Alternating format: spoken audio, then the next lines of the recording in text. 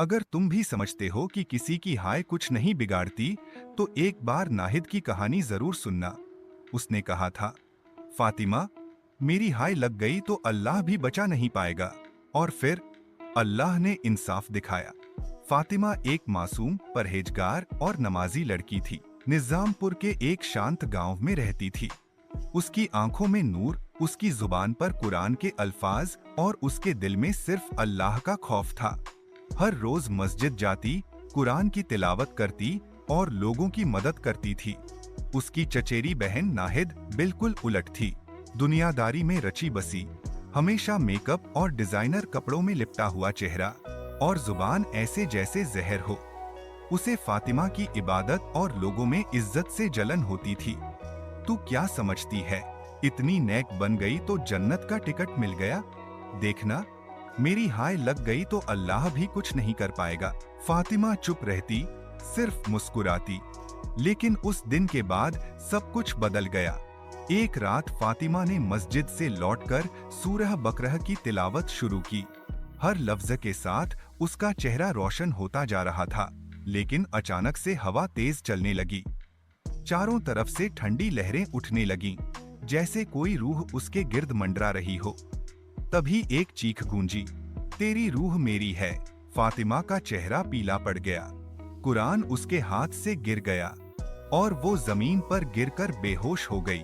अगली सुबह उसे अस्पताल ले जाया गया।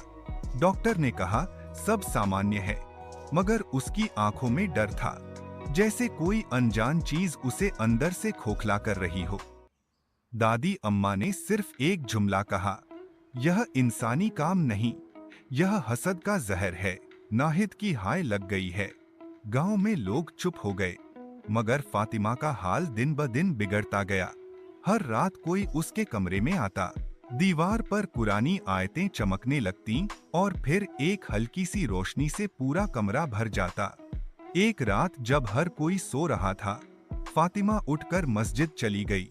उसने वहां पे कुरान उठाया, आंखों में आंसू, दिल में सिर्फ एक दुआ, या अल्लाह, अगर यह सब हसद का नतीजा है तो तू खुद मेरे लिए इंसाफ कर। और फिर चंद लम्हों बाद मस्जिद की दीवारों से रोशनी फूटी। हर लफ्ज जो कुरान से निकल रहा था एक नूर में तब्दील हो रहा था।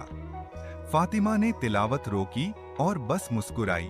अगले दिन सुबह उसे फिर बेहोश पाया गया, मगर इस बार उसका चेहरा नूर से भर गया था, जैसे उसे सुकून मिल गया हो। नाहिद, उस वक्त तक वो घर से गायब हो चुकी थी। लोगों ने उसे कब्रिस्तान के पास चीखते देखा, माफ कर दो फातिमा, मेरी हाय ने मुझे ही ले डूबा।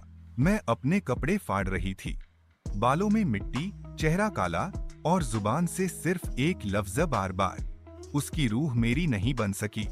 अल्लाह ने उसे बचा लिया। लोगों ने उसे पागलखाने में दाखिल करा दिया। आज भी निजामपुर की मस्जिद में रात के वक्त एक रोशनी चमकती है। लोग कहते हैं फातिमा की रूह वहां कुरान की तिलावत करती है और हर आयत के साथ एक हिफाजत का नूर फैलता है। किसी ने पूछा, आखिर अल्लाह ने इतना बड़ा मोजा क्यों दिखाया? तो दादी अम्मा मुस्कुराई, क्योंकि फातिमा ने बदला नहीं लिया, उसने सब कुछ अल्लाह पे छोड़ दिया। अगर आप चाहते हैं कि जिंदगी में रूहानी हिफाजत हो तो हसद से बचिए और कुरान को अपनी रूह का हिस्सा बना लीजिए। और अगर ऐसी और कहानियां सुनना चाहते हैं तो हमारा इस्लामिक चैनल फनी फन 2 जरूर सब्सक्राइब करें। वीडियो को लाइक करें, कमेंट में अल्लाह की हिफाजत लिखना न भूलिएगा। शेयर जरूर करें, शायद किसी की जिंदगी बदल जाए।